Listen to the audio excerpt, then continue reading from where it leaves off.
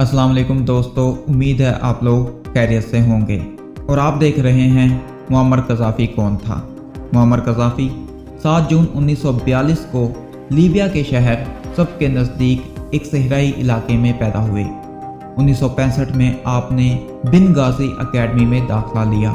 1966 से 1969 तक आपने बरतानिया की रॉयल मिलिट्री एकेडमी में फ़ौजी तालीम हासिल की और 1969 में आप मुल्क वापस चले आए। 1969 में जब कज़ाफ़ी अभी जूनियर ऑफिसर थे तो अपने दीगर फौजी अफसरों को साथ मिलाकर फ्री ऑफिसर मूवमेंट चलाई और लीबिया के शाह अदरीस के खिलाफ बगावत कर दी। आप बगैर खून बहाए लीबिया के हाकिम भी बन गए। कामयाब बगावत के बाद कज़ाफ़ी रिवोल्यूशनरी काउंसिल के चेयरमैन और लीबियन आर्मी के chief of the army staff भी बन गए। इक़्तिदार हासिल करने के बाद कज़ाफ़ी ने लीबिया में अपना मुनफरिद तर्ज़ हुकूमत मुतारिफ़ करवाया।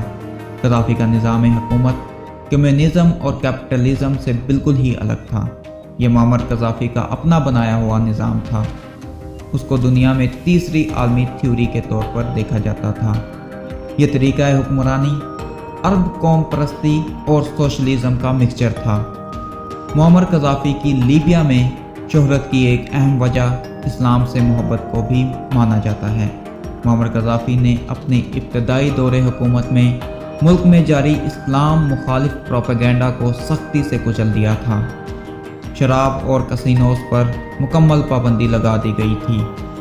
1977 में जमहूरिया के नाम से एक ऐसा निज़ाम मुतारफ़ करवाया गया जिसमें बज़ाहिर इख्तियार अवाम पर मुश्तमिल हज़ारों पीपल्स की कमेटीज़ के हाथों में दिया गया, लेकिन माहिरीन के मुताबिक कर्नल कज़ाफ़ी ही इन तमाम मामलात के सरबराह हुआ करते थे। कज़ाफ़ी के अपने खिते के ममालिक में बड़ा असर व रसूख हुआ करता था। तेल पैदा करने वाली तंजीम में भी कर्नल ने अपने हमायती पैदा कर दिए थे, जिसकी वजह से 70 की दहाई में तेल की पैदावार में कमी करके कज़ाफ़ी ने अमेरिका और यूरोप को तवानाई के बहरान से दोचार किया था। कज़ाफ़ी 70 की दहाई से अरब कौम परस्ती पर अलमबरदार रहे और उन्होंने उर्दन, शाम और मिस्र को साथ मिलाकर कई माहदों में उन मुल्कों को एक कर दिया। 1988 में स्कॉटलैंड के एक जहाज़ को तबाह करने का इल्ज़ाम लीबिया के बाशिंदों पर लगाया गया। कज़ाफ़ी ने अपने शहरियों को आलमी अदालत के हवाले करने से इनकार कर दिया, जिसकी वजह से अक़वाम मुत्तहिदा ने लीबिया पर मुआशी पाबंदियाँ आयद कर दी। अरब मुल्कों ने भी कज़ाफ़ी को सख्त मायूस किया और लीबिया की हमायत करने से इनकार कर दिया। इसी वाक़े की वजह से कज़ाफ़ी ने अरब कौम परस्ती का जुनून छोड़ दिया और अफ्रीकन कंट्रीज़ के ब्लॉक में शामिल हो गए। कज़ाफ़ी अपने मुल्क को एटॉमिक पावर बनाना चाहता था और जल्द ही उसके राज दुनिया में अफशां हो गए और लीबिया पर पाबंदियां लगा दी गईं।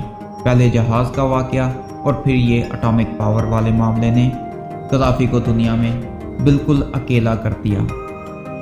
दोस्तों, 20 अक्टूबर 2011 में अमेरिका ने 5th जनरेशन वार का इख्तियार इस्तेमाल करते हुए कर्नल कज़ाफ़ी को मरवा दिया।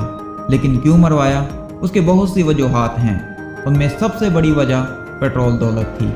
इस वीडियो में हम आपको इन कवानीन के बारे में बताएंगे जो मुअम्मर कज़ाफ़ी ने अपनी हुकूमत में कायम किए। नंबर 1, लीबिया में बिजली मुफ्त थी और पूरे लीबिया में कहीं बिजली का बिल नहीं भेजा जाता था।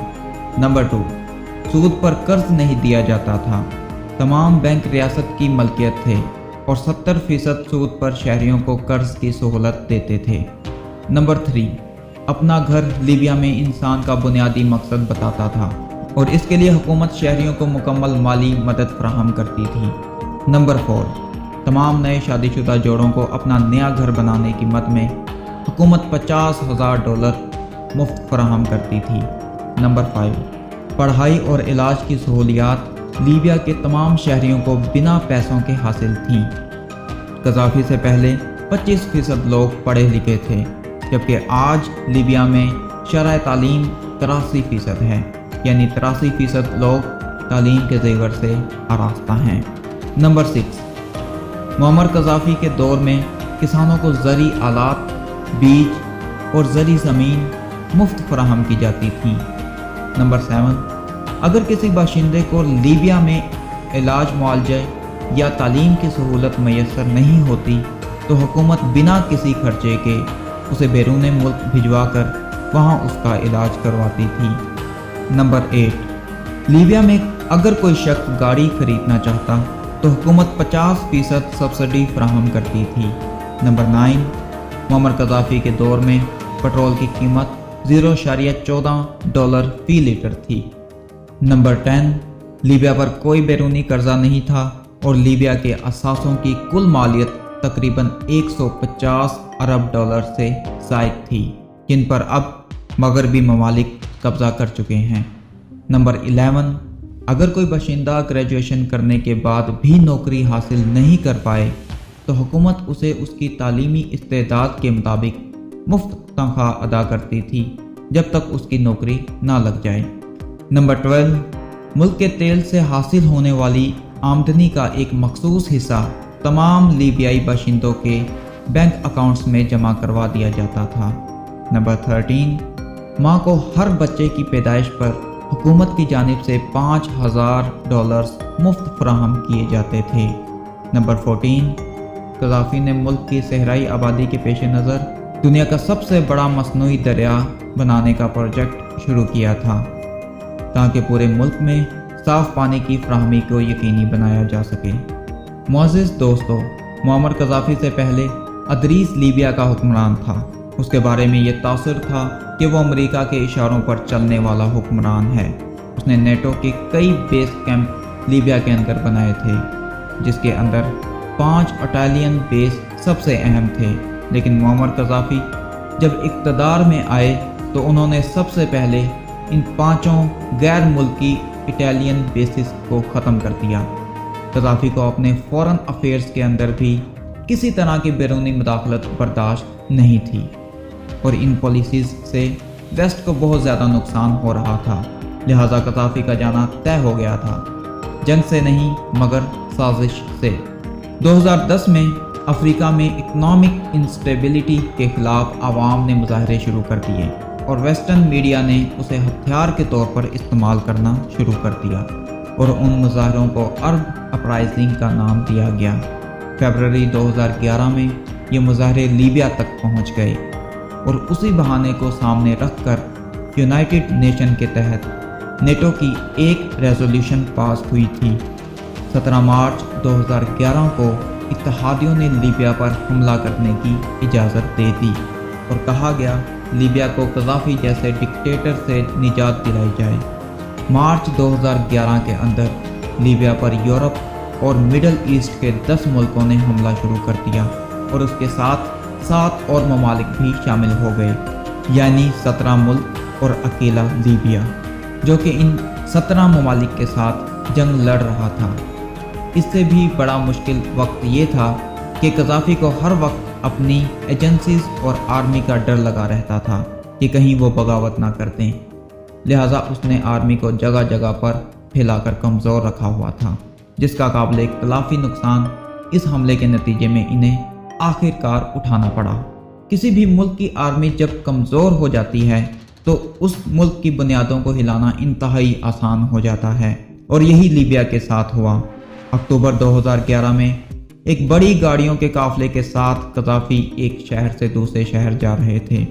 नेटो फोर्सेस ने उनके फ़ोन से उनकी लोकेशन ट्रेस करके ड्रोन के ज़रिए उनकी गाड़ियों पर हमला करके एक एक गाड़ी को तबाह कर दिया। कज़ाफ़ी अपनी जान बचाने के लिए एक ट्रेनिंग पाइप के अंदर घुस गए, लेकिन बागियों ने उन्हें देखकर उस पाइप से बाहर निकाला और इंतहाई बेदर्दी और सफाकियत से कत्ल कर दिया, जो कि एक सोचा समझा वेल डिसिप्लिन्ड और एक ऑर्गेनाइज्ड अमरीकी हमला था। 2 दिन तक मुअम्मर कज़ाफ़ी की लाश को फ्रीज़र में रखा गया और लोगों को उसकी लाश को निशाने इबरत बनाने के लिए दीदार करवाया गया। लोग दूर दूर से आते और मुअम्मर कज़ाफ़ी का आखिरी दीदार किया करते थे, जिसके बाद उसको रेगिस्तान के खुफिया कमरों में कहीं दूर दराज जगह पर दफना दिया गया। आज लीबिया 3 टुकड़ों के अंदर तकसीम हो चुका है। एक है दरमियानी हिस्सा जहां पर ऑयल के ज़खायर मौजूद हैं और उस पर आर्मी का कब्ज़ा है। इसका दूसरा हिस्सा गवर्नमेंट ऑफ नेशन रिकॉर्ड के पास है जो कि अमेरिका सपोर्टेड है। तीसरा हिस्सा बागियों के पास है।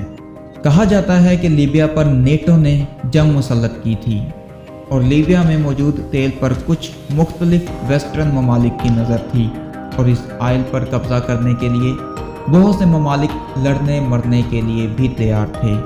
लीबिया के लोग आज भी उन लोगों के मुंतज़िर हैं जो उन्हें कज़ाफ़ी से बचाने के लिए और एक अच्छा मुस्तकबिल देने का ख्वाब देने आए थे।